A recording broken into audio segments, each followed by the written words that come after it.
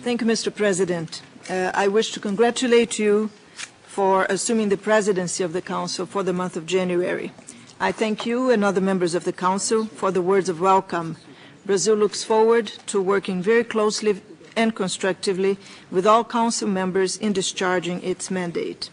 I would also like to thank the Secretary General for being among us this morning, for his remarks, and for the latest report on Afghanistan. Brazil joins other speakers in thanking Mr. Kai Eide for his enlightening presentation. We take this opportunity to express our appreciation for his work as head of UNAMA and for his invaluable contribution under very challenging circumstances. Mr. President, the recent months have been a sobering reminder of the daunting challenges that still lie ahead on the path to peace, stability, and prosperity in Afghanistan. The deterioration in the security situation is a cause of deep concern. Especially disturbing is the increase in the number of conflict-related civilian casualties. The large majority of those deaths were caused by the Taliban, Al-Qaeda, and other extremist groups, and the main responsibility should therefore be clearly laid at their feet.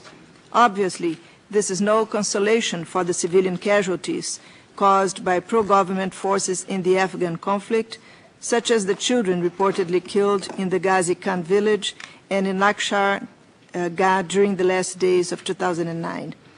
While fully recognizing the steps taken by the Afghan government, ISAF, and the coalition, we believe there is a need for continued efforts to better distinguish combatants and non-combatants and to eliminate or further reduce risks to civilians. Apart from being a moral imperative and an obligation under international law, protecting civilians is key to strengthening the legitimacy and effectiveness of the international military presence in Afghanistan. Also worrisome is the fact that extremists have been increasingly targeting international staff and humanitarian agents.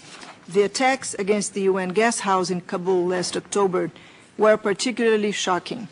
We firmly condemn this senseless and unjustifiable violence and honor its victims. We also pay tribute to the UN guards whose heroism helped save innocent lives. We support the efforts of the Secretary General to improve the safety of UN staff and local personnel in Afghanistan. The prolonged controversy about the results of last August polls impacted on governance in Afghanistan and affected its relations with the international community. Electoral irregularities, such as those identified by the Electoral Complaints Commission, undermined the legitimacy of the electoral process and are readily misused as propaganda tools for extremist groups. They also highlighted the need for reform. Mr. President, while we ponder on the challenges and setbacks in building a safer, more democratic and prosperous Afghanistan and try to learn from past experience, we must also focus on the future. We should all welcome President Karzai's commitments in his inauguration speech to enhance efforts towards national unity and reconciliation, increase the responsibility of Afghan forces in providing security to their own people, promote economic development and administrative reforms, and take firm measures to fight corruption. We should also ensure that our collective support for President Karzai effectively helps him turn words into deeds.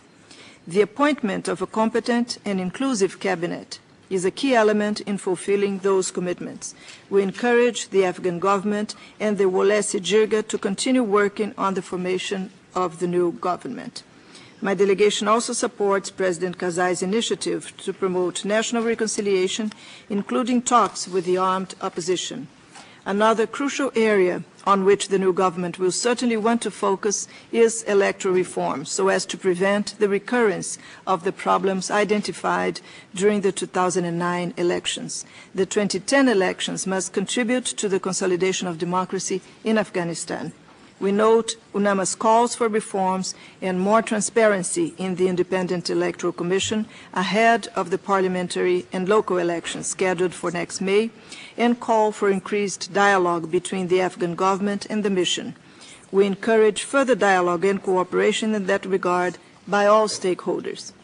Continued progress on the promotion and protection of the rights of women is also needed. it would be important for the Afghan Parliament to timely consider the draft law on the elimination of violence against women and the amended Shia personal status law. Matching progress in the legislative area with the strengthening of institutions charged with its implementation is key. A long-term solution for the security situation in Afghanistan requires steady transfer of responsibility to the Afghan government. This will enable a gradual withdrawal of the international military presence on the ground and the normalization of life in the country. The conflict in Afghanistan will not be solved purely on the military front. The convincing argument made by Mr. Aide on the need for a politically driven strategy rather than a military-driven one should guide our work. Refocusing the Afghan National Development Strategy on long-term projects also seems to be the correct approach to follow and may require a stronger role for UNAMA, which we would support. Mr. President, improved coordination of the civilian international action in Afghanistan is crucial if both the government and donors are to achieve great effectiveness in their actions. In so doing, adequate attention must be given to national ownership so as to ensure the long-term sustainability of international action in the country. We therefore support the initiative of establishing a dedicated civilian coordination structure in Afghanistan under the United Nations umbrella, able to gradually transfer to the Afghan government the coordination of donor support to its programs and priorities. To that end, donor countries must find the political readiness indicated in the Secretary General's report to shift their focus from capacity substitution to capacity building in Afghanistan. Mr. President, we agree with Mr. Aide's observation that the best contribution the international community can make to assist the Afghan government and society is helping them to strengthen institutions. Such task is complex by definition, but it is the only real option in the long run. In that context, the international conference is to be held on the 28th of January in London and later this year in Kabul are important opportunities to advance in that direction. I thank you, Mr. President. 我感谢巴西代表的发言。我现在